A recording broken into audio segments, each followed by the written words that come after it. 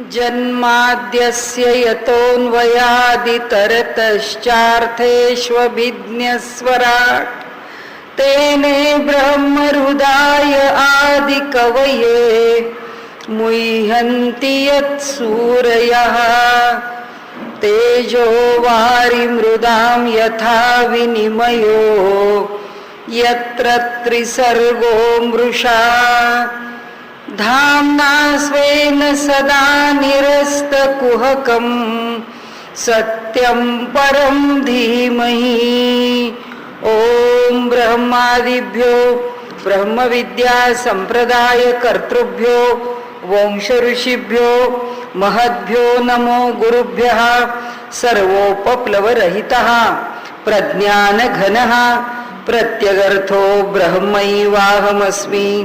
नारायणं पद्मभवं वसिष्ठं शक्तिञ्च तत्पुत्र पराशरञ्च व्यासं शुकं गौडपदं महान्तं गोविन्द योगीन्द्रमथास्य शिष्यं श्रीशङ्कराचार्यमथास्य पद्मपादं च हस्तामलकं च शिष्यं तं तोटकं वार्तिककारमन्यान् अस्मद्गुरोन् सन्ततमानतोऽस्मि। श्रुतिस्मृतिपुराणानाम् आलयं करुणालयं नमामि भगवत्पादं शङ्करं लोकशङ्करं शङ्करं शङ्कराचार्यं केशवं बादरायणं सूत्रभाष्यकृतौ वन्दे भगवन्तौ पुनः पुनः। ईश्वरो गुरुरात्मेति मूर्तिभेदविभागिने व्योमवद्व्याप्तदेहाय दक्षिणामूर्तये नमः। कविश्रेष्ठाय गुरवे श्रीगोदातीरवासिने विठ्ठलांग्रिविलीनाय गणुदासाय ते नमः। कालपर्यंत आपण या ब्रह्मसूत्रांची पार्श्वभूमी बघितली. आता आजपासून प्रत्यक्ष ब्रह्मसूत्रांचा विचार करू. यामध्ये जी पहिली 4 सूत्र आहेत ती 4 सूत्र म्हणजे अधिकरणच आहेत. आपण परवाच्या दिवशीपासून सुरुवात करताना म्हटलं त्याप्रमाणे अथा तो ब्रह्म जिज्ञासा हे पहिलं सूत्र आहे. त्याच्यानंतर जन्माद्यस्य यतः हे दुसरं सूत्र आहे. शास्त्र योनित्वात हे तिसरं सूत्र आहे आणि तत्तु समन्वयात हे चौथं सूत्र आहे. तर ही जी 4 सूत्र आहेत या पहिल्या 4 सूत्रांना ब्रह्मसूत्राची चतुसूत्री म्हणून ओळखलं जातं. की ही पहिल्या 4 सूत्रांमध्ये किंवा ही पहिली 4 सूत्र ही विशेष महत्त्वाची आहेत. त्याच्यावरती प्रत्येक आचार्यांनी पुष्कळ निरूपण केलेलं आहे. आणि हे प्रत्येक सूत्र म्हणजे एक अधिकरण आहे. आता अधिकरणाची व्याख्या आपल्याला माहिती आहे. ज्यामध्ये विषय मांडला आहे किंवा जो विषय मांडला आहे त्या विषयाला किंवा त्या नावाने त्या अधिकरणाला संबोधलं जातं. म्हणजे आता अथा तो ब्रह्म जिज्ञासा म्हणजे हे कोणतं अधिकरण आहे? हे जिज्ञासा अधिकरण आहे. या अधिकरणाला जिज्ञासा अधिकरण म्हणतात. आता जन्माद्यस्य यतः हे जे सूत्र आहे त्याकरता सुद्धा जे अधिकरण घेतलंय ते त्या पूर्ण नावाने घेतलंय. जन्माद्यस्य यतः अधिकरण म्हणजे त्याला जोडूनच नुसतं अधिकरण म्हटलं. शास्त्र योनित्वात अधिकरण, नंतर तत्व समन्वयात अधिकरण. कारण हे 4ही वेगळे वेगळे स्वतंत्र विषय आहेत आणि ते 4 विषय हे त्यांना विशेष रूपाने मांडायचे. आणि आपल्याला उघड आहे माहिती आहे की एखादा विषय प्रतिपादन करायला सुरुवात झाली की त्या विषयाचा महत्त्वाचा भाग सुरुवातीला येतो. त्याप्रमाणे ह्या 4 सूत्रांचं महत्त्व आहे. सर्व आचार्यांनी या सूत्रावर विशेष रूपाने निरूपण केलेलं आहे. आता आपल्याला जेव्हा या सूत्राचा विचार करायचा त्यातलं पहिलं सूत्र की जे सूत्र अथा तो ब्रह्म जिज्ञासा. अथ अतः ब्रह्म आणि जिज्ञासा असे 4 शब्द त्याच्यामध्ये आहेत. अथ हा जो शब्द आहे तो साधारणपणे मंगलाचरणाकरता वापरला जातो. अथ शब्दांनी सुरुवात दर्शवली जाते. अनेक प्रकाराने अथ शब्दाचा अर्थ घेतला जातो. अतः आता म्हणून आता अथ म्हणजे आता ह्या ठिकाणी आम्ही या विषयाला सुरुवात करतो आहोत. तर आता हा म्हणजे म्हणून, आता हा म्हणजे अनंतर्य. अनंतर्य म्हणजे या नंतर, कशाच्या नंतर? आता ब्रह्माची जिज्ञासा, हा त्याचा अर्थ. म्हणजे कशानंतर हे आपण म्हटलं, त्यांनी कशानंतर हे त्यांनी म्हटलेलं नाहीये, हे आपण म्हटलं की म्हणून आता, म्हणून आता ब्रह्माची जिज्ञासा, हे एवढं खरं, हा त्याचा अर्थ आहे. तर आधी मंगलाचरण म्हणून अथ आलं, मग ते ओम स्वरूपात असावं, अथ शब्दानी असावं, ते मंगलाचरण झालं. म्हणजे एका मोठ्या ग्रंथाला सुरुवात झाली. तर आपण देवाला जसं नमन करतो तसं ते नमन झालेलं आहे. आता त्याच्या पुढचं आता हा म्हणून म्हणजे आता कशा करता म्हणून, तर त्या म्हणूनचं उत्तर आहे. आणि जिज्ञासा, जिज्ञासा कशाची, त्याचं निश्चित स्वरूप सांगा. म्हणून जिज्ञासेचं स्वरूप सांगायला सुरुवात केली किंवा ते निश्चित केलं की कशाची जिज्ञासा करावी लागली. त्यांनी ब्रह्मजिज्ञासा असं म्हटलं, म्हणजे ब्रह्माची जिज्ञासा, नुसती जिज्ञासा नाही तर आम्ही ब्रह्माची जिज्ञासा करतो. तर मग ब्रह्माची जिज्ञासा का, ती का केली जाते, ती का करावीशी वाटली, वगैरे वगैरे, हे जे काही आहे त्या जिज्ञासेच्या संदर्भात त्याच्यावरती आता स्पष्टीकरण इथे आपल्याला करून मिळेल. आता स्पष्टीकरणामध्ये म्हणून, म्हणून कशा करता, तर म्हणून या करता की अहो काय करणार, आजपर्यंत आम्ही जगामध्ये सुख मिळवण्याकरता अनेक प्रकारांनी प्रयत्नशील राहिलो, अनेक प्रकारांनी प्रयत्न केले. आम्ही पुष्कळ धडपड केली, खूप खटपट केली, प्रपंचामध्ये आमच्या आप्त इष्टांना सुखी करण्याचा प्रयत्न केला, पुष्कळ प्रकारची विद्या मिळवली, पुष्कळ प्रकारचं धन मिळवलं, पुष्कळ प्रकारची स्थावर जंगम आम्ही आमच्या नावावर केली, पुष्कळ दान धर्म अनेक अनेक जे जे म्हणून आम्हाला पुण्यकारक वाटलं ते ते केलं, जे जे आम्हाला योग्य वाटलं ते ते केलं, जे जे ज्ञानाच्या मार्गाने मिळवण्याचा प्रयत्न करून सुख वाटेल असं वाटलं तेही केलं.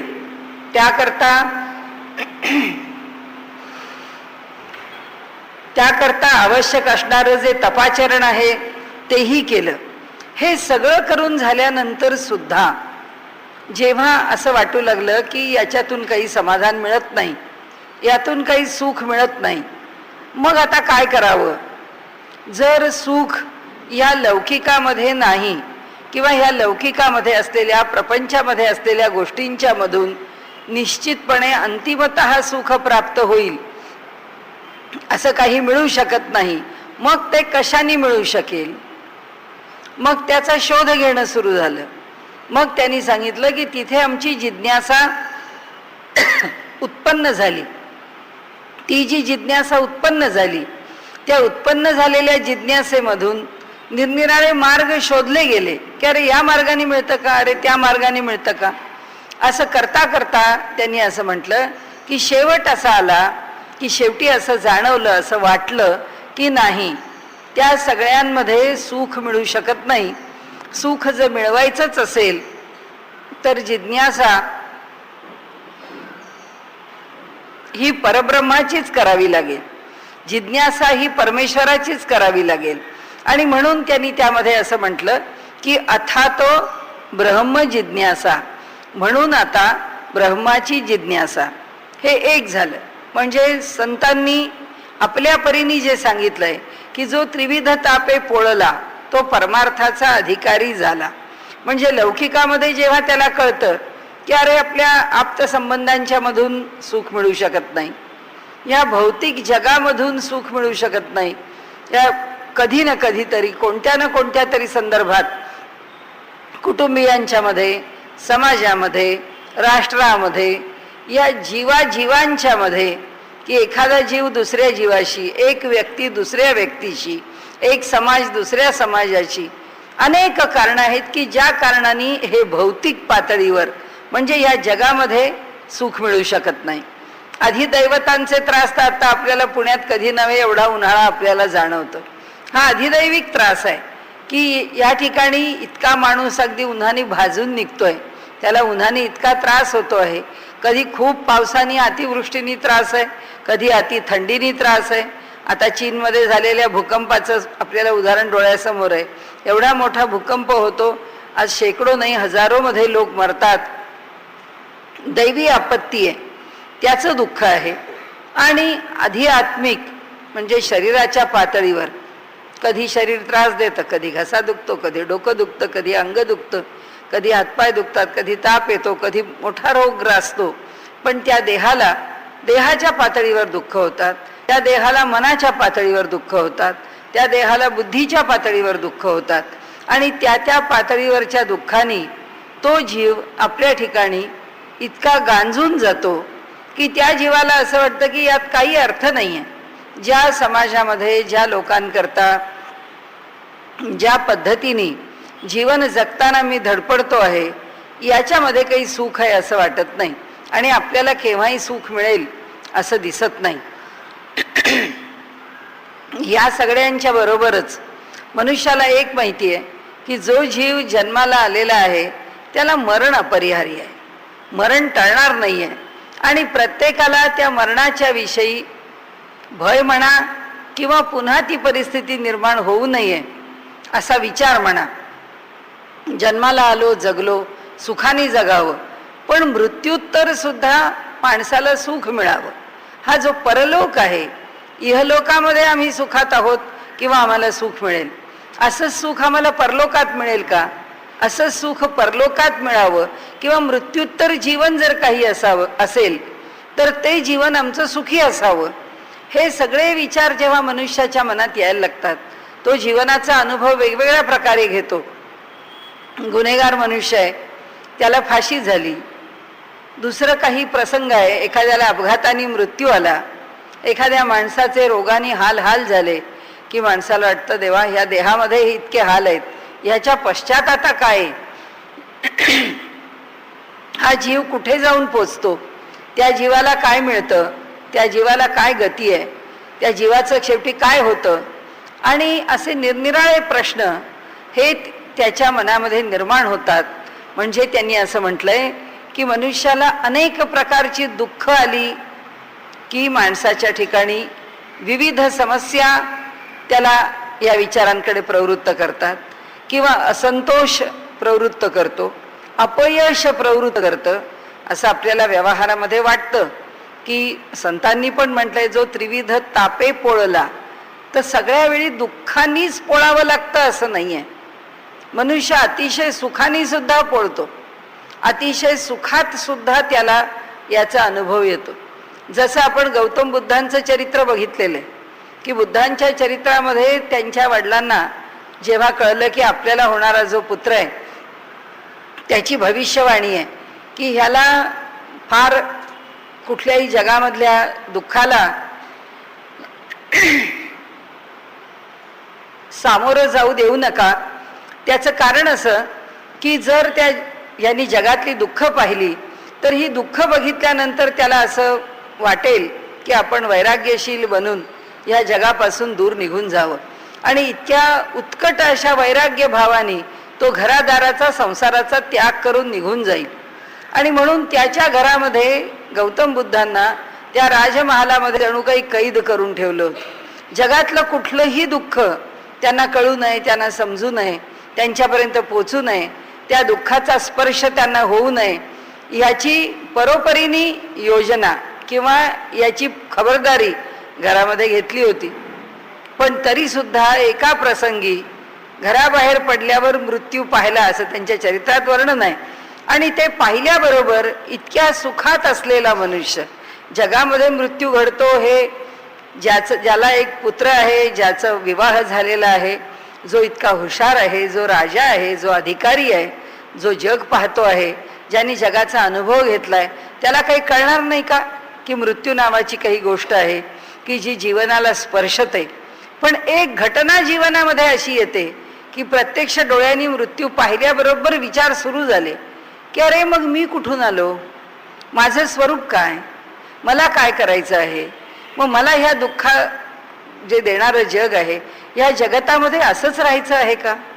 ह्या दुःख देणाऱ्या जगतामध्ये मला यामध्ये काही पालट करायचं आहे किंवा ह्याच्यापेक्षा वेगळं काही मला मिळवायचं आहे, किंवा हे जे दुःख आहे या दुःखाच्या पलीकडे मला जायचं आहे का, हे जे सूत्र आहे ते सूत्र म्हणतं की मनुष्य वेगवेगळ्या प्रकारांनी मी कोण आहे, मी कुठून आलो, माझ्या जीवनाचं प्रयोजन काय, मला ह्या जगामध्ये काही काळापुरतं राहायला का बोलावलंय, आपल्याला सुद्धा समजत नाही. की आपल्या प्रत्येकाच्या मनामध्ये, नाही आपल्याला लहान मुलं पण प्रश्न विचारतात की आपण आलो कुठून, तू एवढा मोठा झालास तेव्हा बाबा मी कुठे होतो, आणि मी आता आलो तर मी तेव्हा तू मला कसं आणलंस, तू मला कुठून आणलंस. लहान मुलाच्या डोक्यात सुद्धा असे असंख्य प्रश्न असतात की आमचं स्वरूप काय, आम्ही कुठून आलो, आमचं जीवन काय, याचं उद्दिष्ट काय, यातनं आम्हाला काय साधायचं आहे. तर इथे ब्रह्मसूत्रकार म्हणतात की मनुष्याच्या मनामध्ये केवळ दुःख झालं म्हणूनच ब्रह्माला जाणण्याची इच्छा निर्माण होते असं नाही आहे. ब्रह्माला जाणण्याची इच्छा ही जी अथातो ब्रह्म जिज्ञासा, ही जी ब्रह्माला जाणण्याची जिज्ञासा आहे, ही जी उत्सुकता आहे, ही जी इच्छा आहे, आणि त्याच्याकरता केलेला जो पाठपुरावा आहे तो केव्हा आहे, अतिशय सुखात पण आहे, अतिशय दुःखात पण आहे. व्यवहारामध्ये आपण अशी माणसं पाहतो की ज्यांना इतकं इतकं सुख आहे सर्व बाजूनी, तो मनुष्य म्हणतो हे सगळं सुख आहे तरी सुद्धा म्हणतो की मला माझ्या जीवनामध्ये काहीतरी अपूर्णता जाणवते.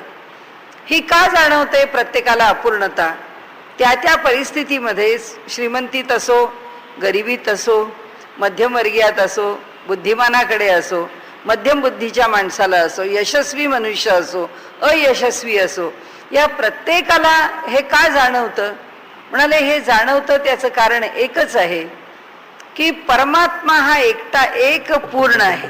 पूर्ण मद पूर्णमिदम पूर्णात पूर्ण मुदच्यते, हे जे त्या पूर्णत्वाचं वर्णन केलेलं आहे ते पूर्णत्व फक्त त्या एकट्या ब्रह्माच्या ठिकाणी आहे, आणि बाकी सगळ्यांच्या ठिकाणी जे अपूर्णत्व आहे ते अपूर्णत्व कोणत्या न कोणत्या तरी रूपाने आमच्याकडे प्रकट होतं, आणि ते जे अपूर्णत्व प्रकट होतं ते अपूर्णत्वच त्या पूर्णत्वाकडे नेण्याकरता म्हणून आपल्या अंतःकरणामध्ये जिज्ञासा निर्माण करते.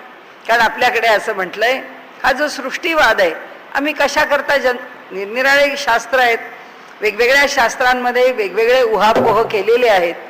तर जे सृष्टीवादाचा विचार करणारं जे शास्त्र आहे ते म्हणतं ही सृष्टी निर्माण कशा करता झाली, ही सृष्टी निर्माण कुणापासून झाली, ही सृष्टी निर्माण त्या परब्रह्मापासूनच झाली, आणि ही सृष्टी जी आहे तिचं जे काही काळ तिला जो प्राप्त झालेला आहे, जसं आम्हाला एक जीव म्हणून हा जो जन्म आहे तो ज्या काळाकरता प्राप्त झालाय, तो जीव ह्या जन्मामध्ये जन्माला येतो, तो त्या ब्रह्मापासून निघालेला आहे. प्रयोजन काय त्या जीवाचं, उद्दिष्ट काय, त्याचं ध्येय काय, तर त्या परमात्म्यापासून निघालेला जो जीव आहे तो पुन्हा परमात्म्यापर्यंत पोहोचणं. तो परमात्म्यापर्यंत पोचतो तिथपर्यंत त्याच्या ठिकाणी सारखं जन्म मरण चालूच आहे. आता त्या प्रत्येक जन्मामध्ये तो काय काय मिळवण्याचा प्रयत्न करतो, त्याला जे वाटतं ते, त्याला ज्या प्रकाराने मिळवावंसं वाटतं त्या प्रकाराने मिळवतो. जसा एखादा यज्ञामध्ये रस घेणारा मनुष्य आहे, तो काय म्हणतो की मला यज्ञात रस घ्यावासा वाटतो, म्हणजे यजन करावं, यज्ञ करावेत आणि यज्ञामधून पुण्य मिळवावं. ते पुण्य कशा करता मिळवावं, ते पुण्य मिळवावं ते स्वर्ग प्राप्त करण्याकरता. स्वर्ग कामो यजेत असं आपल्याकडे म्हटलंय की हे यजन व्हावं. हे दर्श पौर्णिमा त्याची यष्टी करणार, तो यजन करणार, म्हणजे अमावास्या पौर्णिमा तो यज्ञामध्ये आहुती देणार आणि हे व्रत चालवणार. हे व्रत कशा करता चालवणार, तर हे व्रत एवढ्याच करता चालवणार की मला स्वर्गाची प्राप्ती व्हावी. असं कर्म तो पुष्कळ करत गेला, पुष्कळ काळ करत राहिला आणि कदाचित पुष्कळ जन्म करत राहिला, आणि मग त्याला असं वाटलं की मी कर्म करतो, मी पुण्य प्राप्त करून घेतो आणि त्या पुण्याने स्वर्गामध्ये जातो. हे सगळे जे लोक आहेत, स्वर्गादी लोक आहेत, जसा इहलोक आहे हा कर्मलोकच आहे, स्वर्गलोक आहे तोही कर्माची फल देणाराच लोक आहे. त्यामुळे पृथ्वी तलावर येतो ते सुद्धा कर्माचं फल भोगण्याकरताच येतो. स्वर्गामध्ये जातो ते सुद्धा कर्माचं फल भोगण्याकरताच जातो. म्हणजे मी सारखा कर्म करणार, त्या कर्माने मी स्वर्गात जाणार, स्वर्गातलं फळ भोगून संपलं की स्वर्गातून खाली येणार, खाली आल्यानंतर खाली फळ म्हणजे इहलोकामध्ये, इथे फळ भोगलं पुन्हा स्वर्गात जाणार, पुन्हा स्वर्गातलं फळ भोगून हे किती वर्ष करावं, हे किती जन्म करावं, हे किती काळ करावं, हे किती कल्प करावं. तर हे बस आता हे करणं पुरे असं जेव्हा त्याला वाटतं किंवा असा जो तेव्हा निश्चय करतो, मग त्याला वाटतं की ह्याच्या पलीकडे काय करावं, आता मला पुन्हा जन्म नको, आता पुन्हा मला कर्म नको. मग मला जर जन्म नको असेल तर मी काय केलं पाहिजे, मला जर कर्म नको तर मी काय केलं पाहिजे. मग त्याच्या मनात जिज्ञासा सुरू होते की हे मी काय करावं. तर तो म्हणतो याचा मी शोध घेऊ लागलो तर मी जेव्हा ग्रंथ पाहिले तेव्हा माझ्या असं लक्षात आलं की त्याचं उत्तर पुन्हा तिथेच जाऊन पोचलं की शेवटी त्या परब्रह्माला जाण आणि त्यालाच जाणून तू ह्या दुःखातून, तुझ्या विचारातून किंवा तुला जे फल पाहिजे आहे त्या फलाच्या प्राप्तीकरता तू तुझ्याकडून प्रयत्नशील हो किंवा उत्तर तुला इथेच सापडेल. आणि म्हणून त्यांनी असं म्हटलंय की अनेक प्रकारांनी, अनेक कारणांनी या लौकिक जीवनामध्ये जगताना जिज्ञासा ही कुठपर्यंत आहे, जिज्ञासेचं स्वरूप हे कुठपर्यंत आहे. फक्त एकदा काय आहे बा, एकदा कळलं, उत्सुकता मिटली, संपलं नाही म्हणाले. त्याचं उत्तर देताना असं सांगितलंय की जिज्ञासेला सुरुवात झाली ती अपरोक्ष अनुभूती प्राप्त होईपर्यंत आहे. म्हणजे फक्त आज आपलं कुतूहल वाटलं काय बुवा कसं काय आहे, जसं काही एखादी बातमी ऐकली वाचली की मनुष्य म्हणतो हो टी व्हीवरती सारखं चालूच असेल ती बातमी, ब्रेकिंग न्यूज म्हणून, चला एकदा बघून घ्या. एकदा बघून उत्सुकता नाही भागली, दोनदा बघून उत्सुकता नाही भागली, 4 वेळा ऐकली ती बातमी, संपलं. तेव्हा त्याचं कुतूहल शमन झालं. ते म्हणाले या ब्रह्माविषयी सुद्धा 4 वेळा ऐकलं, 4 वेळा पाहिलं, 4 ग्रंथात अहो काय लिहिलंय, ह्याही ग्रंथात तेच लिहिलंय, ह्या पुराणात तेच लिहिलंय, त्या तत्वज्ञानाच्या ग्रंथामध्ये तेच लिहिलंय, ह्या आचार्यांनी तेच वर्णन केलंय, त्या आचार्यांनी तेच वर्णन केलंय. चला बस झालं, पुष्कळ पाहिलं आपण, पुष्कळ ग्रंथ पाहिले, आपली जिज्ञासा पूर्ण झाली. ते म्हणाले जिज्ञासा तिथे नाही पूर्ण होत. ती एखाद्याला असं वाटलं वरवर की ठीक आहे आता काय बघायचंय, असे काही लोक असतात की त्यांना जर म्हटलं की अहो आता आम्हाला करमत नाही, आता सगळं काही हे वाचायचा कंटाळा येतो, काहीतरी करावंसं वाटतं, असं जेव्हा लोक म्हणतात तेव्हा त्यांना कोणी मोठी माणसं सांगतात की मग तुम्ही वाचा काहीतरी चांगला, एखादा धर्मग्रंथ वाचा, एखादं तत्वज्ञानाचं पुस्तक वाचा, नाही तर ज्ञानेश्वरी वाचा, नाही तर गीता वाचा. तेव्हा ते म्हणतात अहो काय वाचायचंय त्याच्यामध्ये, काही वाचलं तरी सगळ्यात शेवटी ब्रह्म आणि मायाच न, मग ही पुस्तकं वाचून काय करायचंय. म्हणजे तो म्हणतो की तुम्हाला जेवढी जिज्ञासा वाटते तेवढी जिज्ञासा मला वाटतच नाही. मग आता त्याला सुख येत नाहीत का, त्याला दुःख येत नाहीत का, त्याला अडचण वाटत नाही का, अपूर्णता वाटत नाही का, वाटली पाहिजे. पण ती वाटत नाही हे खरं आहे, कारण त्याला त्याच्या वाचून काही अडत नाही.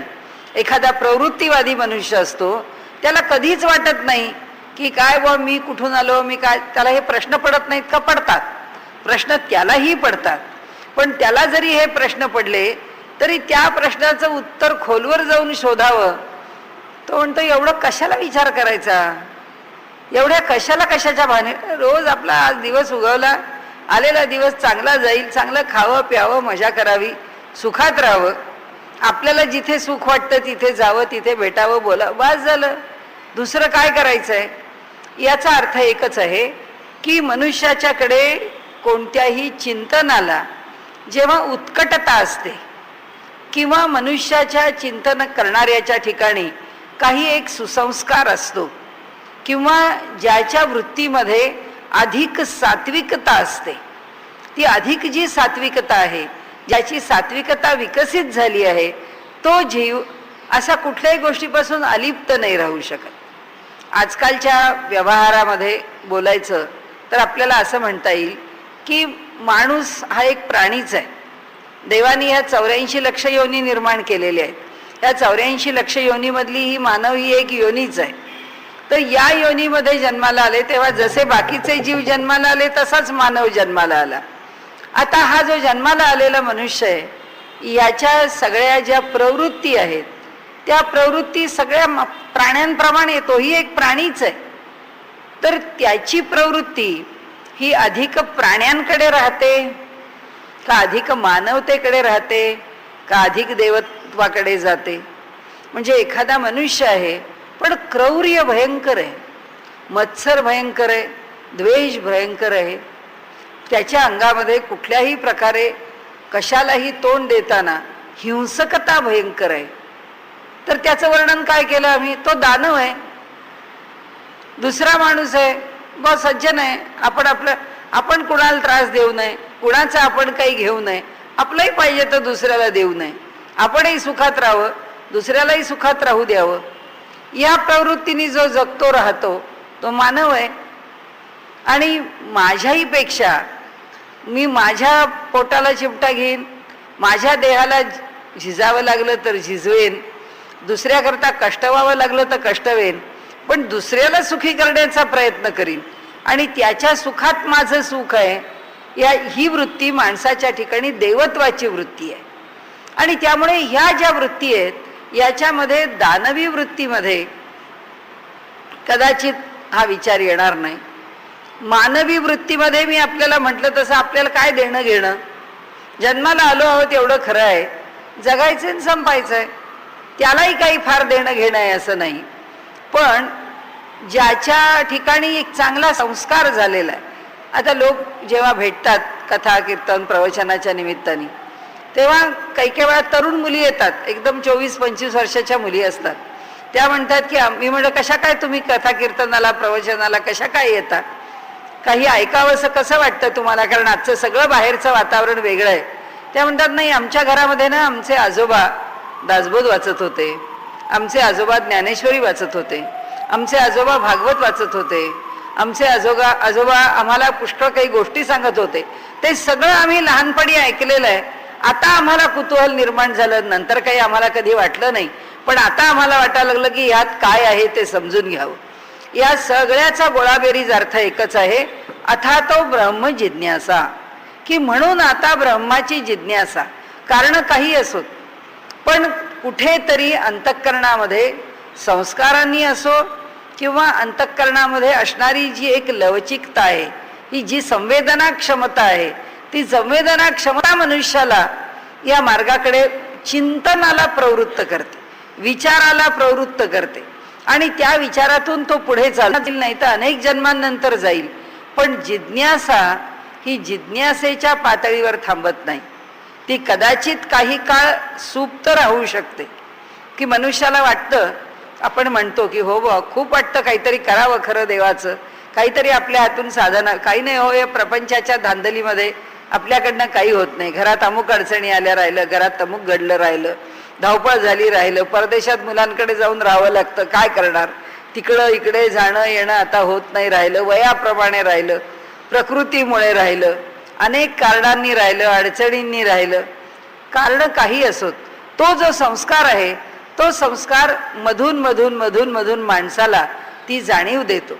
आणि हे जे सगळं कथा कीर्तन प्रवचन कशा करतायत, ती तेवढ्या करताच आहे की माणसाच्या ठिकाणी तो संस्कार जागृत करून द्यावा. तो त्यांनी कसा विकसित करावा, तो वाढवावा का वाढवू नये, हे त्याच्या आयुष्यावर, त्याच्या परिस्थितीवर, त्याच्या मानसिकतेवरती अवलंबून आहे. त्यामुळे त्याची काळजी नाही, पण संस्कार झाला पाहिजे. आणि संस्कार कधी मिटत नाही, ती इम्प्रेशन्स आहेत. तो संस्कार, त्याचा जो ठसा उमटलेला आहे त्याच्यातून काही ना काहीतरी निर्माण झाल्याशिवाय राहत नाही. आणि म्हणून ही जी जिज्ञासा आहे ही आज शमली, ही आज नाही, किंवा ही आज थोडीशी विझली, किंवा जसा पेटता कोळसा असतो त्या कोळशावर जशी राख धरते आणि आत पेटता कोळसा आहे का नाही, का अगदी मंद झाला हे आपल्याला वरून कळत नाही, राख फुंकली की आतला पुन्हा जळता कोळसा जसा दिसतो, तसा एकदा निर्माण झालेला हा जो ब्रह्मजिज्ञासेचा संस्कार आहे तो सहसा त्याला सोडून जात नाही. मग तो कुठपर्यंत पाठपुरावा करतो, या जन्मात नाही पुढच्या जन्मात, पुढच्या जन्मात नाही त्याच्या पुढच्या जन्मात, जेव्हा जेव्हा हा मानवाचा जन्म येईल. आणि हे कुणा करता आहे? विशेष रूपाने मानवा करताय.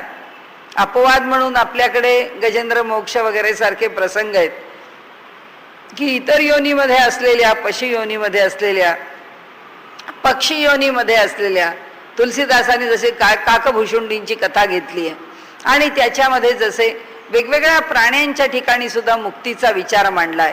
खरा मुक्तीचा विचार मानवाच्या ठिकाणी प्रकर्षाने आहे, इतर ठिकाणी अपवादानी आहे. त्यामुळे आग्रह कशा करता आहे की या जन्मामध्ये मानव म्हणून जन्माला आलो, ही मिळणारी फार दुर्लभ अशी योनी प्राप्त झालेली आहे.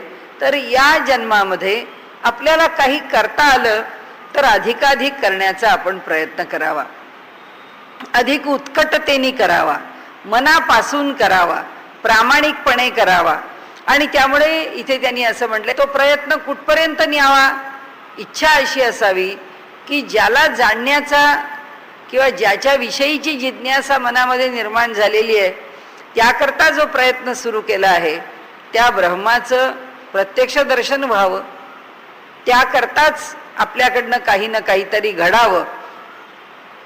हे कुतूहल, तिथून सुरू झालेलं जे कुतूहल आहे ते कुतूहल परमेश्वराच्या दर्शनापर्यंत मनुष्याला घेऊन जातं, असं हे सूत्र आपल्याला सांगतं.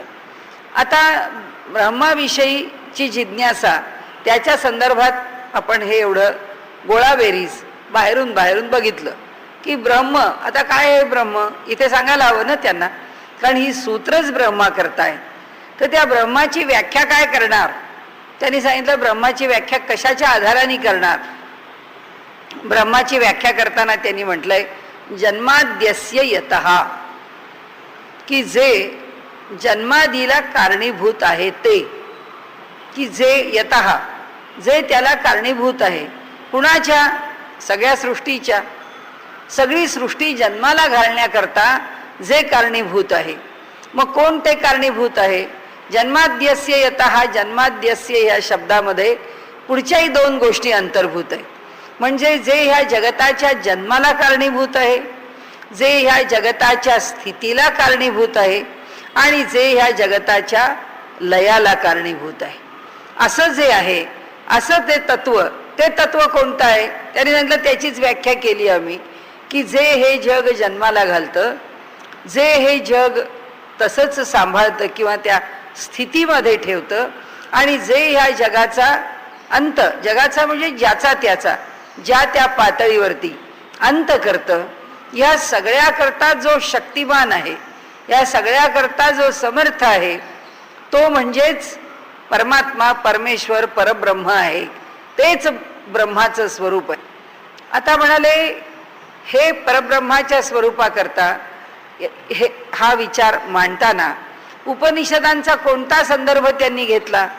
त्यांनी उपनिषदांचा जो संदर्भ घेतला आहे तो संदर्भ म्हणजे यतो वा इमानी भूतानी जायन्ते, की ही जी त्याच्यामध्ये असणारी हा जो मंत्र आहे किंवा ही जी विचारधारा आहे, की त्यांनी असं म्हटलंय की ज्याच्यापासून हे सगळं जग जन्माला येतं, ज्याच्यामध्ये हे सगळं जग राहतं आणि ज्याच्यामध्ये पुन्हा संपताना हे जग प्रवेश करतं, ते जे काही आहे ते परब्रह्म आहे, ते परब्रह्माचं स्वरूप आहे. आता ते परब्रह्माचं जे स्वरूप आहे ते एकदा ह्या मंत्रांनी, याच्यासारख्या अनेक मंत्रांनी त्याचे आधार देऊन, उपनिषदातल्या मंत्रांचे आधार देऊन स्पष्ट करता येतं. आता जन्माला घालणं म्हणजे काय करणं? ही सगळी सृष्टी निर्माण करणं. आता ही सृष्टी निर्माण करण्याचं सामर्थ्य चैतन्यमय कोण आहेत?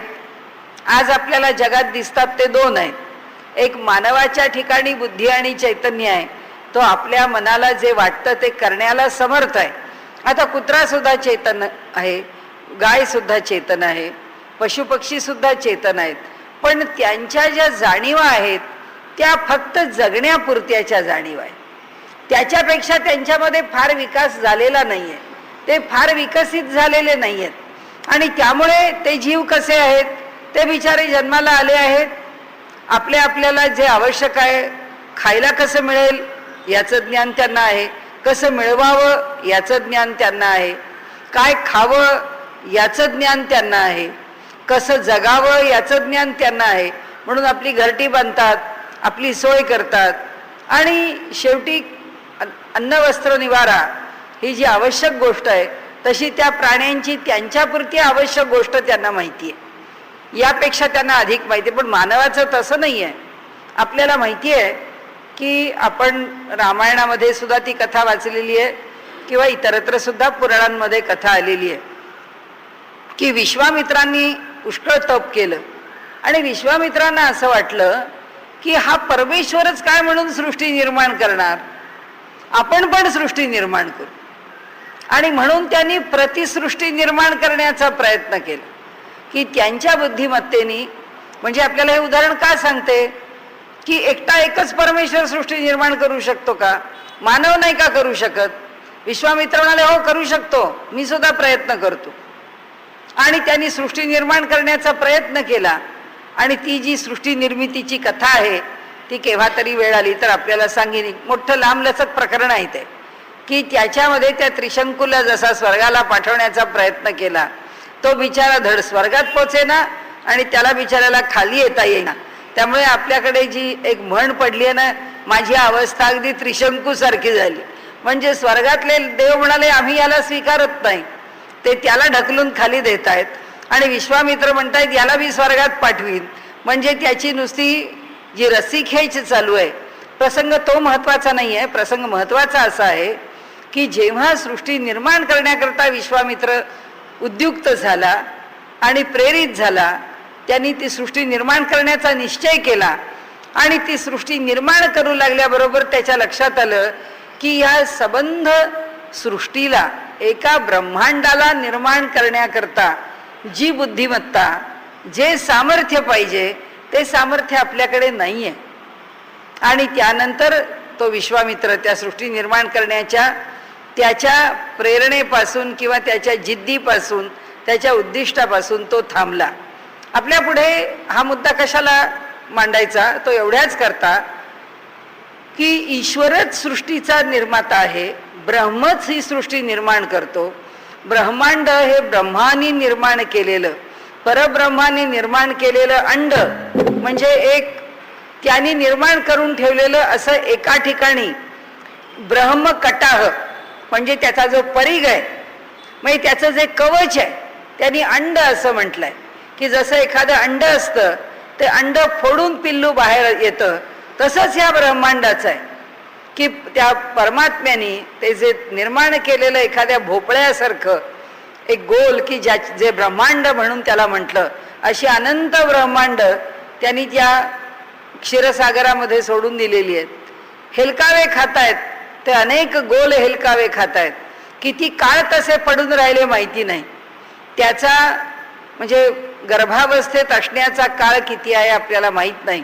असा कितीतरी लाखो हजारो वर्षांचा काळ, कोट्यावधी वर्षांचा, अब्जावधी वर्षांचा काळ गेला असेल आणि त्यानंतर ते जे ब्रह्मांड आहे त्याची उकल झाली आणि त्या ब्रह्मांडामधून ही सगळं सृष्टी निर्माण झाली, ज्या सृष्टीत आपण राहतो. परंतु हे जे निर्माण झालेलं आहे त्याला वरून आच्छादित केलेलं आहे. त्याच्यामध्ये आपल्याला जे बसवलेलं आहे त्या एका पक्क्या नियमात बसवलेलं आहे की आमचे कोट्यावधी ग्रह तारे नक्षत्र आहेत.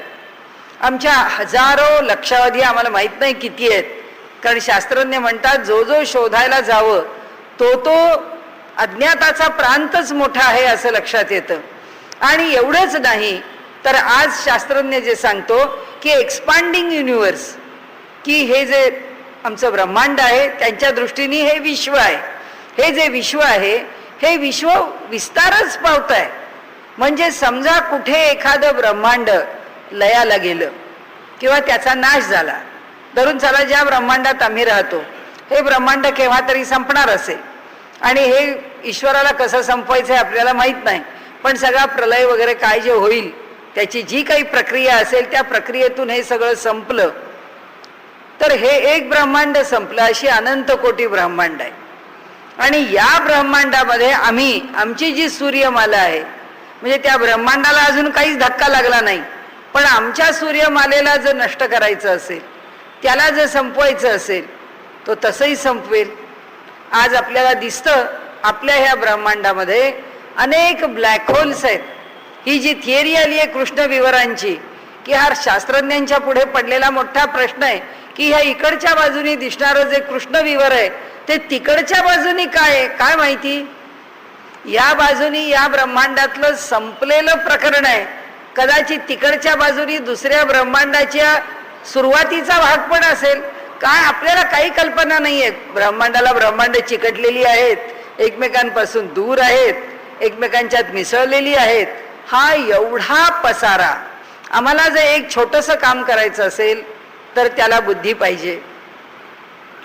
तर एवढ्याशा कामाकरता जर इतकी बुद्धिमत्ता, इतकं कौशल्य आणि ते यश मिळवण्याकरता इतकी बरोबर सावधता, अशा अनेक गोष्टी पाहिजेत. तर हे ब्रह्मांड निर्माण करण्याकरता तर केवढं सामर्थ्य पाहिजे. तर हा जीव ते निर्माण करू शकेल का? तर ब्रह्मसूत्रकार म्हणतात, उपनिषदकार म्हणतात, वेदांनी वर्णन केलं आहे की हे जीवाचं काम नाहीये. तो परमात्मा अनंत कोटी ब्रह्मांडाचा नायक आहे. तो लीलया अशी ब्रह्मांड निर्माण करतो. आता हे ब्रह्मांड निर्मिती हे प्रकरण आपण पुष्कळ बघितलं की हा निर्माण करणार आहे, त्याला सांभाळणं, त्याचं संरक्षण करणं, त्या संरक्षणाची व्यवस्था त्यांनी ह्या जगामध्ये जी करून ठेवलेली आहे ती व्यवस्था सुद्धा थक्क करणारी आहे. की साधी डासांची अंडी आहेत ती कशी उबवली जातात, त्याच्यातून ती पिल्लं कशी निर्माण होतात, ते जीव पुन्हा जगतात कसे, ॲमिबा सारख्या जीवापासून ते वाघ सिंहांपर्यंतच्या जीवांपर्यंत प्रत्येकाची काळजी आणि प्रत्येकाची सोय त्या परमात्म्याने केलेली आहे. म्हणजे स्थिती राखण्याचं काम केलंय आणि त्यांचा लय कसा करावा त्याचंही सामर्थ्य त्याच्याकडे आहे. एक गोष्ट अशी आहे की तोच हे जग निर्माण करणार आहे, तोच ह्या जगात भरून राहिलेला आहे. त्यामुळे त्याच्याशिवाय दुसरं काही नाही. हा एक भाग आपण काल बघितला तसा. प्रत्येक कार्य आहे आमच्या डोळ्यापुढे हे जग दिसतंय, त्याच्या मागे कारण आहे. ते कारण कोण आहे? जो कोण असेल ते, पण ते चेतन आहे. जडाला चेतन निर्माण करता येत नाही. जडाच्या ठिकाणी चैतन्य चेतनाला भरता येतं. चेतन निर्माण करू शकतो, जड निर्माण करू शकत नाही. ही वेदांत्यांची पहिली धारणा आहे की हा परमात्मा कसा आहे, हे चेतन तत्व आहे, हे चैतन्यमय आहे. आणि म्हणून आपण ब्रह्म चैतन्य असं म्हणतो की ब्रह्माच्या ठिकाणी चैतन्य रूप आहे. ते जे चैतन्य आहे ते चैतन्य आम्ही अनुभवतो. तर असो, आपल्याला सांगण्याचा हेतू एकच आहे की तो जग निर्माण करतो म्हणजे काय करतो, किंवा करायचं म्हणजे काय करावं लागेल. आपण त्याच्याकरता खूप चांगल्या चांगल्या संकल्पना दिल्या आहेत की ब्रह्मदेव आहे तो घडवतो, विष्णू आहे तो रक्षण करतो, शंकर आहे तो नाश करतो. या तीन कार्यांना, उत्पत्ती, स्थिती आणि लय, या तिघांच्या करता तीन देवता सांगितल्या. तत्वतः परब्रह्मच हे सगळं करतो. हे सगळं करताना त्याचं जे सामर्थ्य आहे ते कशामध्ये आहे? आता एक सूत्र आहे की जीव, जगत आणि जगदीश्वर हे सगळे एकच आहेत. जीव म्हणजे जीव चैतन्य, जगत म्हणजे जड. हे आता आमच्या खांब आहेत, भिंती आहेत, दगड आहेत, धोंडे आहेत, पर्वत आहेत, हे काही चेतन नाही आहे, हे जड आहे. आणि जीव चेतन आहे, जगत जड आहे, आणि जगदीश्वर ज्यांनी हे निर्माण केलेलं आहे तर ते सगळं तो एकटाच आहे. आता त्यांनी जड निर्माण केलं, समजू शकतो की त्यांनी हे पर्वतच्या पर्वत उभे केले, या जमिनीच्या जमिनी लांबलचक निर्माण झाल्या, पुष्कळ धातू निर्माण झाले, पुष्कळ खाणीमध्ये रत्न निर्माण झाली, हे सगळं त्यांनी निर्माण केलं, झाडं झुडपं सगळं निर्माण केलं. आता निर्माण करताना त्याचं कौशल्य पुन्हा कुठे आलं? जे चेतन आहे त्याच्यामध्ये कौशल्य आलं. कारण हा देह आहे, हा देह मुळामध्ये चेतन आहे का? हा देह मुळामध्ये चेतन नाही आहे. मग हा देह मुळामध्ये जड आहे का? ज्याच्यापासून बनवला आहे ते जड आहे. ज्या पंचमहाभूतापासून हा देह बनवला ती पंचमहाभूत काही चेतन नाही आहेत, ती पंचमहाभूत जडच आहेत. त्या पंचमहाभूतांचा एक देह बनवून ठेवला.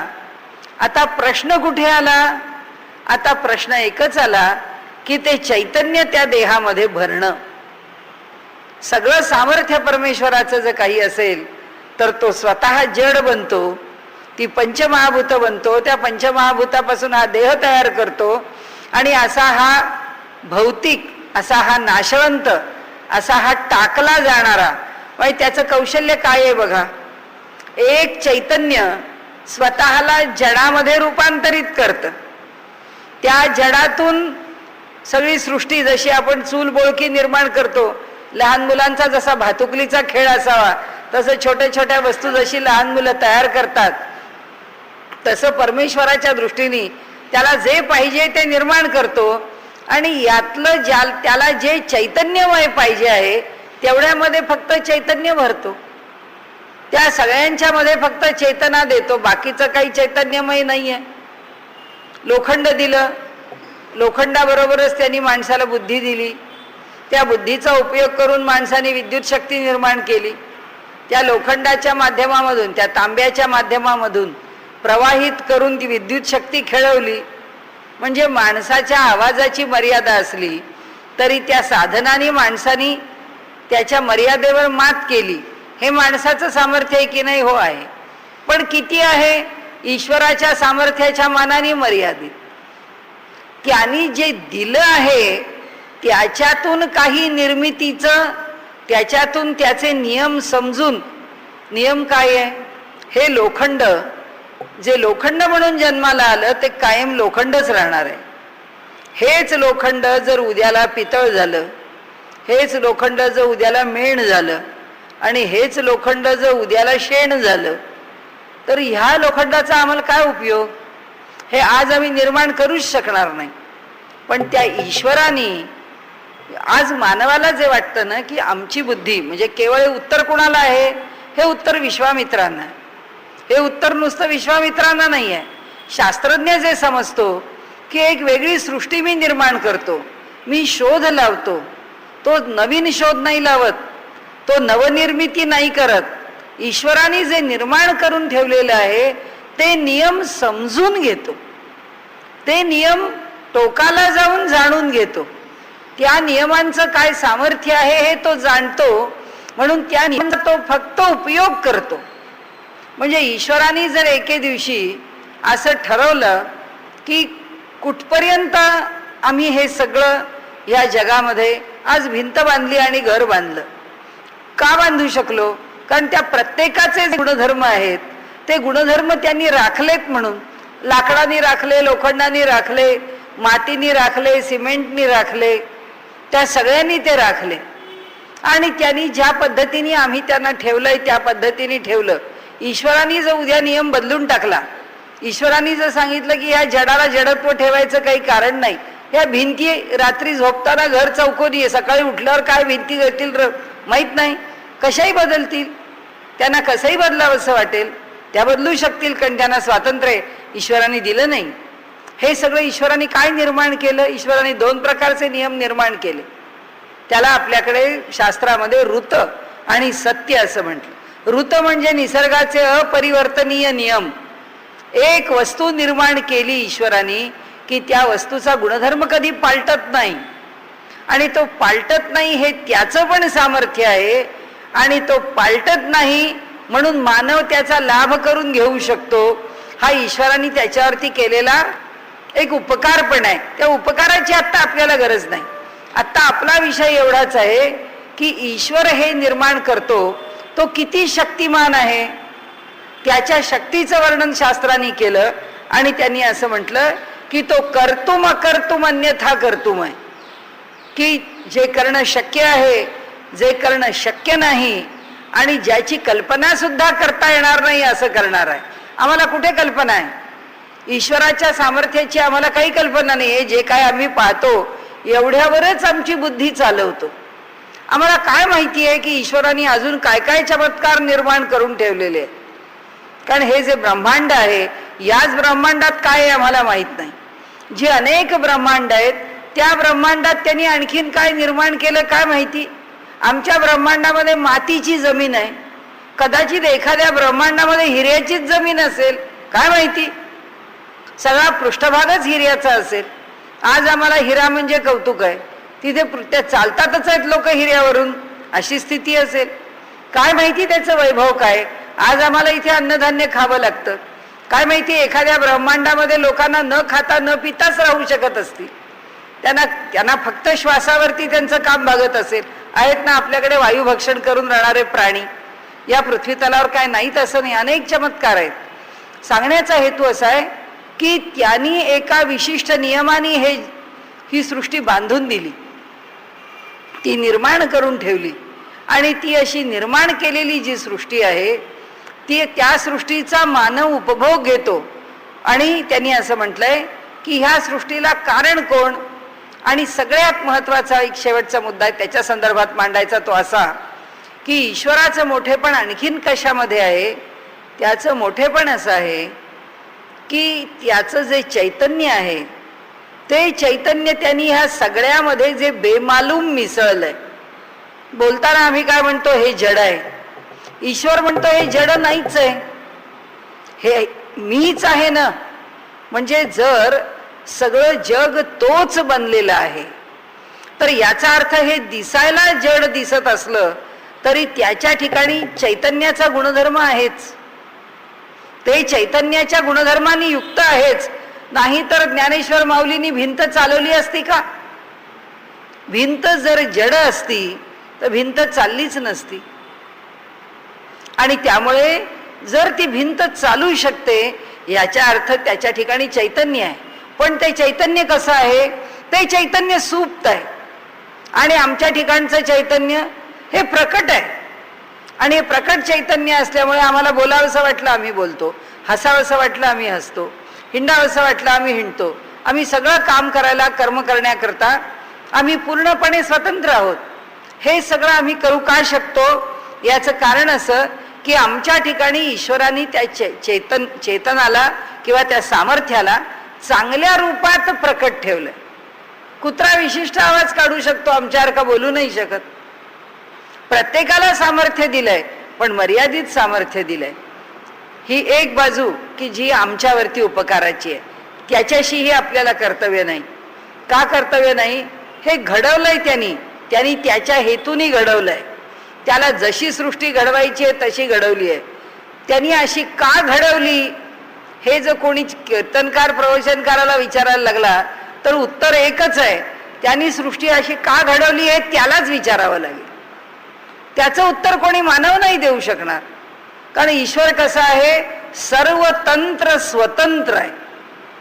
कोणत्याच बाबतीमध्ये तो कोणाच्याच बंधनात नाहीये. त्यांनी हे असं का निर्माण करावं. लोक विचारतात की अहो या जगामध्ये द्वंद्वात्मक जग निर्माण केलं. या जगात सुख आहे, दुःख आहे, मान आहे, अपमान आहे, शीत आहे, उष्ण आहे. आणि माणसाला जेव्हा टोकाचं दुःख होतं तेव्हा लोक म्हणतात की अहो काय देव आहे निष्ठूर, कशा करता हे जग असं निर्माण केलं. हे द्वंद्व त्याला करायचंच होतं जग निर्माण, तर नुसतं सुख निर्माण करायचं. त्याला कोण विचारणार, तू असं का केलंस, हे फक्त त्यालाच प्रसन्न करून घेऊन त्यालाच विचारावं लागेल की हे तू का निर्माण केलं सांग. जे निर्माण केलं आहे ती वस्तुस्थिती आहे, ते कशा करता निर्माण केलं आपल्याला माहित नाही. त्याचा हेतू काय आहे, या हेतूतून त्याचे हेतू आम्ही ठरवतो की जे आमच्या समोर येतं, आमच्या समोर दिसतं, त्याचा अर्थ काय लावायचा तो आम्ही आमच्या बुद्धीने लावतो. पण त्यांनी कोणत्या हेतूने हे निर्माण केलेलं आहे आपल्याला माहित नाही. आणि जर आपल्याला त्याच्या ह्या सगळ्या कृतीबद्दल शंका असेल तर त्या शंकेचं निरसन करण्याकरता आपल्याला त्यालाच भेटावं लागेल. त्याच्याशिवाय आपल्याला कळणार नाही. कारण त्याच्यावर कोणाचीही सत्ता चालत नाही.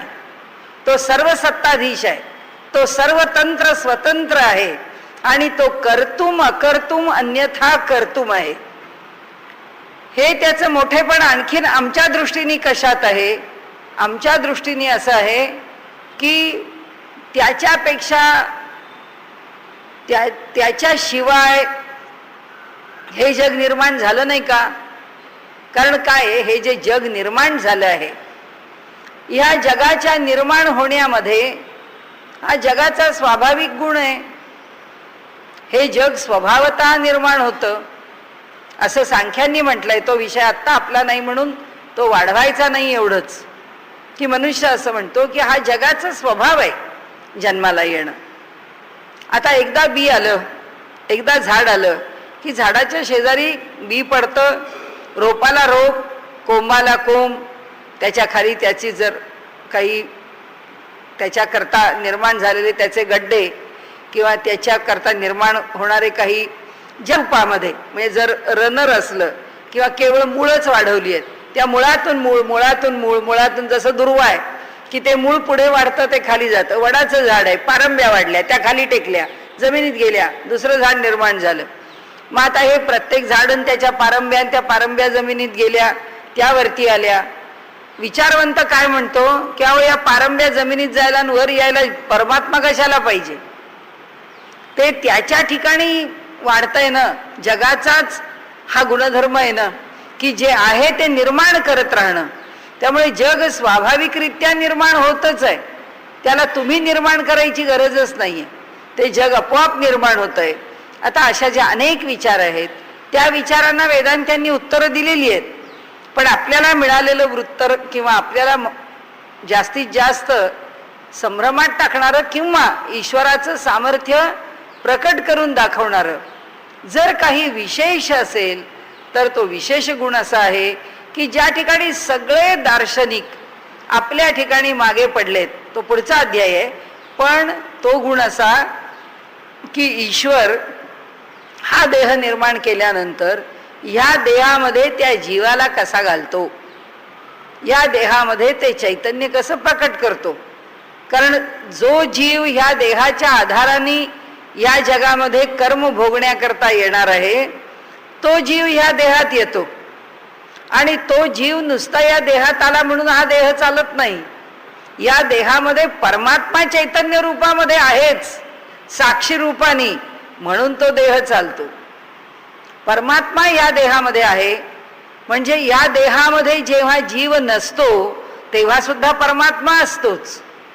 जीव निघून जातो म्हणून हालचाल होत नाही, पण परमात्मा आहे कारण तोच सगळं होऊन राहिलेला आहे, तोच सगळ्यात भरून राहिलेला आहे. त्यामुळे तो आहेच, फक्त तो चैतन्य प्रकट करत नाही, कारण त्याला चैतन्य प्रकट करून हा देह चालवायची गरजच नाहीये. कारण हा देह चालवण्याकरता त्याच्याकरता काम दुसऱ्याच आहे, ते त्याचं नाही आहे. हा देह चालवत ठेवणं हे त्याचं काम नाही आहे. हा देह ज्या जीवाकरता तयार केलाय त्या जीवानी चालवावा. त्या जीवाचं तो देह चालवण्याचं काम संपलं, तो जीव तो देह सोडून निघून गेला की त्या ठिकाणी चैतन्य आहे पण जीव नाही, म्हणून त्या देहाचं प्रयोजन संपलेलं आहे. हे जे काही असेल ते असेल, पण परमेश्वर या चैतन्याची आणि त्या जीवाची म्हणजे त्या देहाची, त्या जडाची जी जोडणी करतो, त्या जोडणीवरती मात्र कोणतंही तत्वज्ञान उत्तर देऊ शकत नाही.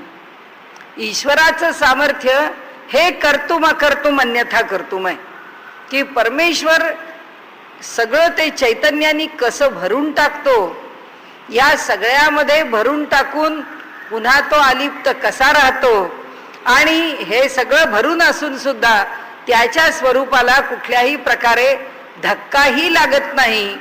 हे जे काही त्याचं सामर्थ्य आहे, हे सामर्थ्य आम्हाला कळतं का किंवा हे आम्ही समजून घेऊ का? आम्ही म्हणतो हो आम्ही समजून घेऊ.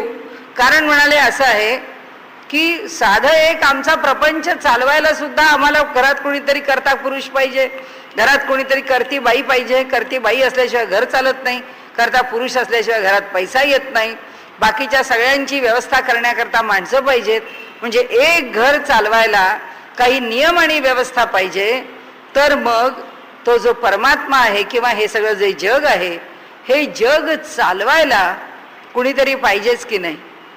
हे सगळं चालवायला जर कुणीतरी पाहिजे तर ह्याचा अर्थ ते ब्रह्म असलं पाहिजे, म्हणजे तो परमात्मा असला पाहिजे, म्हणजे तो ईश्वर असला पाहिजे, असं आम्ही अनुमान आपण म्हणतो की हो आमच्या विचाराने असं आम्हाला वाटतं की असं असल्याशिवाय हे काही जग चालू शकणार नाही. त्याला तत्वज्ञान असं सांगतं की तुम्ही या अनुमानाने जर सिद्धी करायला लागलात की परमेश्वर आहे, हा इन्फरन्स आहे, हा निष्कर्ष आहे, हे अनुमान आहे. अनुमानाने ब्रह्माची सिद्धी नाही होत. अनुमानाने तुम्ही ब्रह्माची सिद्धी करायला लागला तर ती आम्ही नाही स्वीकारणार. मग ब्रह्माची सिद्धी स्वीकारणार कशाने? त्याच्याकरता जे पुढचं सूत्र आहे शास्त्र योनित्वात, की ते फक्त आम्हाला वेदच सांगतो, ते फक्त आम्हाला शास्त्रच सांगतं की परब्रह्माचं सामर्थ्य काय आहे. हे सामर्थ्य मानव नाही सांगू शकत, हे सामर्थ्य मानव नाही आकलन करू शकत, तो त्याच्या बुद्धीने अनुमान करतो. त्याला प्रत्यक्ष जे काही थोडंफार दिसतं ते ब्रह्माचं दर्शन होतं नाही, पण ते जे जगतामध्ये तो प्रत्यक्ष पाहतो त्या थोड्याशा प्रत्यक्षाच्या आधाराने तो जे अनुमान करतो त्या अनुमानाने ब्रह्माची सिद्धी होते असं तत्वज्ञान मानत नाहीत. ब्रह्माची सिद्धी ही फक्त शास्त्रानीच होते. म्हणून उद्याला आपण जे सूत्र पाहणार आहोत ते शास्त्र योनित्वात, आणि त्या शास्त्रांनी जो उहापोह केलेला आहे ते समजून घ्यायला तत्तु समन्वयात, अशी ती 2 सूत्र आहेत. ही 4 म्हणजे वेदांताची चतुसूत्री अतिशय महत्वाची अशी मानलेली आहे. त्यातल्या 2 सूत्रांचा आपण थोडासा विचार केला, थोडं त्याचं आपण चिंतन केलं. आज आपण ज्या सूत्रांवर विचार केला तो अथातो ब्रह्म जिज्ञासा, आणि दुसरं जन्माद्यस्य यतः, जो ह्या सृष्टीच्या जन्माला, स्थितीला आणि विनाशाला कारण आहे. आणि अशा त्या ब्रह्माची जिज्ञासा आमच्या अंतःकरणात उत्पन्न झालेली आहे. ती जिज्ञासा इथं कधीच थांबत नाही. ज्याच्या अंतःकरणात ती जिज्ञासा उत्पन्न झाली ती जिज्ञासा थेट ब्रह्मसाक्षात्काराशी जाऊन थांबते. मग त्याला बहुनाम जन्मना म्हणते. त्याला किती जन्म लागतील माहिती नाही, पण एकदा ती निर्माण झाली, तो संस्कार रुजला की तो तसाच पुढे जाणार आणि सातत्याने त्याचा विचार जेव्हा अनुकूल काळ मिळेल तेव्हा केला जाणार. हा एक त्याच्या मागचा भाव आहे. हे आपण थोडक्यात बघितलं. उद्याला आपण शास्त्र योनित्वात बघूया.